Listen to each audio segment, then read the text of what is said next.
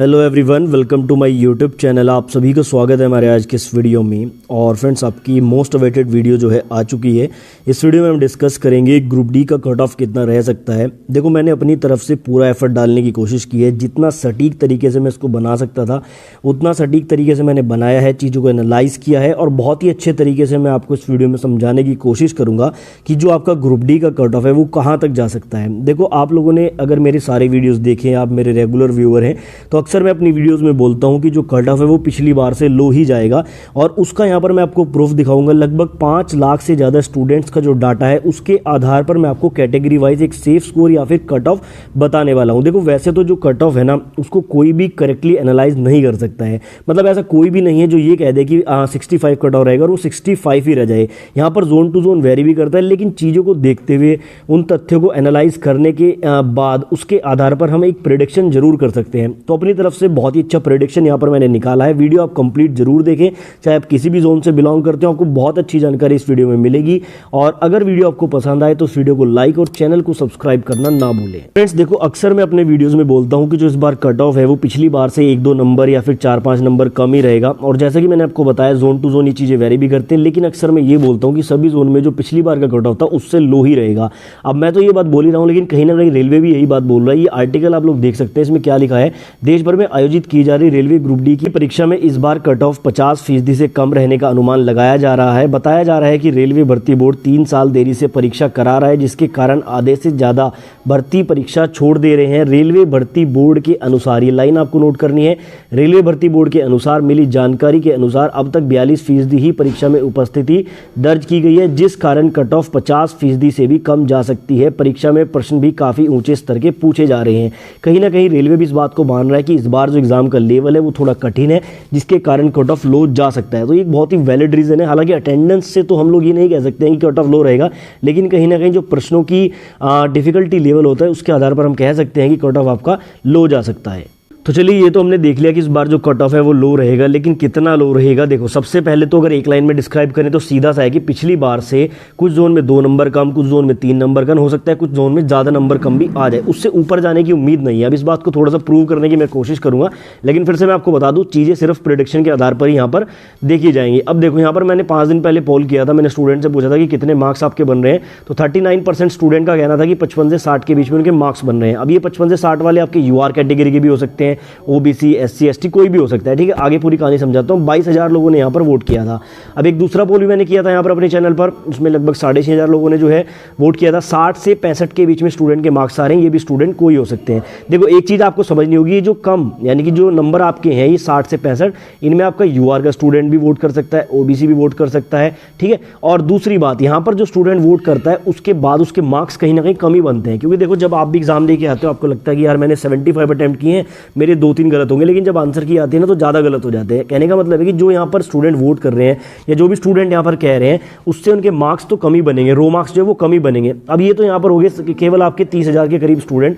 अब थोड़ा सा यहाँ पर चीज़ों को बड़े लेवल पर एनालाइज करने के लिए मैंने एक बहुत ही ट्रस्टेड चैनल, उनके आई थिंक 1 मिलियन सब्सक्राइबर हैं, उनका डाटा यहाँ पर लिया है। देखो, 18 तारीख को आपका फेज़ 1 हुआ था, यानी कि 17 से स्टार्ट हुआ था, 18 को भी फेज़ 1 ही था।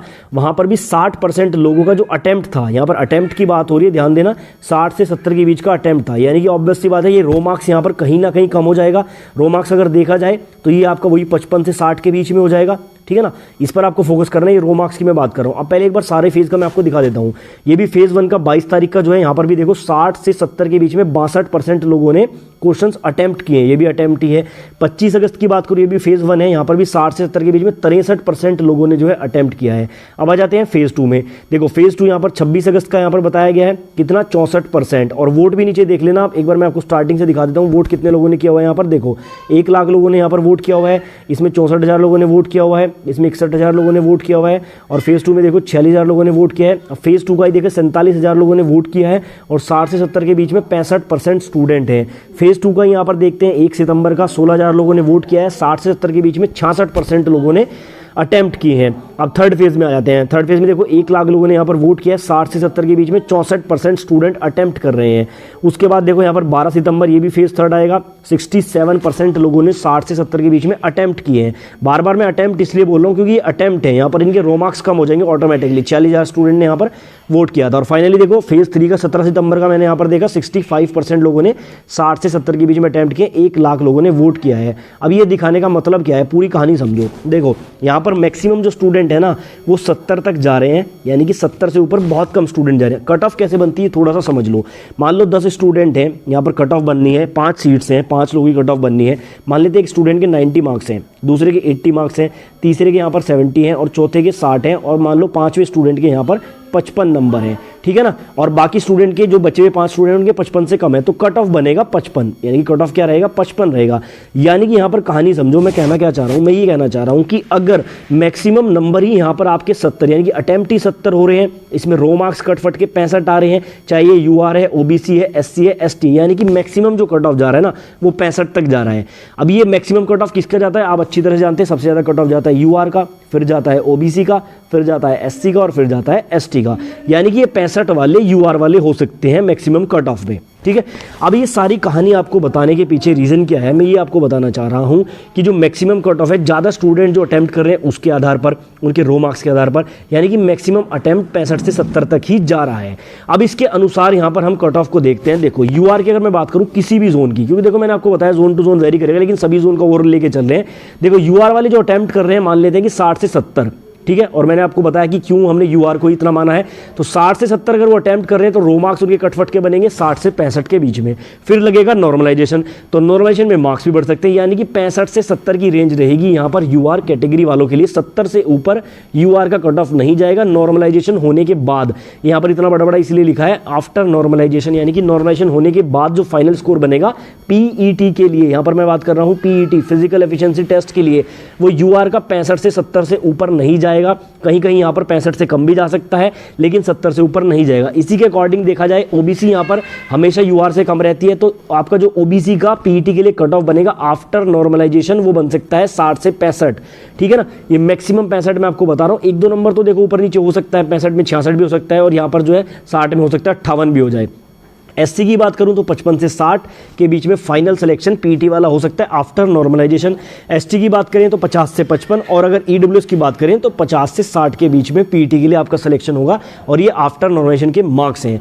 तो देखो जितना चीज़ों को मैं समझ पाया हूं उसके आधार पर मैंने आपको बताया, मेरे अकॉर्डिंग तो ये बहुत ही सेफ स्कोर है। अब यहाँ पर ये क्योंकि आप देख सकते हैं जैसे ओबीसी है 60 से 65, 60 से 65 क्या है फाइनल स्कोर, यानी कि यहाँ पर अब अगर आपके नंबर आ रहे हैं 55 से 58 के बीच में तो भी आपके चांसेस हैं, क्योंकि हो सकता है नॉर्मलाइजेशन में ये 60 से ऊपर चले जाएं, 65 के आसपास चले जाएं। अब इसके अकॉर्डिंग आपको देख लेना है कि आपका रो स्कोर जो बन रहा है आपका सिलेक्शन हो सकता है या नहीं हो सकता है, ठीक है ना। ये मैंने आपको यहाँ पर पूरी कहानी समझा दी है। बाकी अगर फिर भी कोई क्वेरी है, कोई डाउट है तो कमेंट बॉक्स में आप लिख सकते हैं, टेलीग्राम ग्रुप में भी आप जुड़ सकते हैं, डिस्क्रिप्शन में लिंक है। मैंने अपनी तरफ से बहुत अच्छा समझाने की कोशिश की है। बाकी देखो कट ऑफ को 100% कोई भी सही नहीं बता सकता है। बाकी ये था मेरा प्रेडिक्शन, आपको कैसा लगा कमेंट बॉक्स में जरूर बताएं।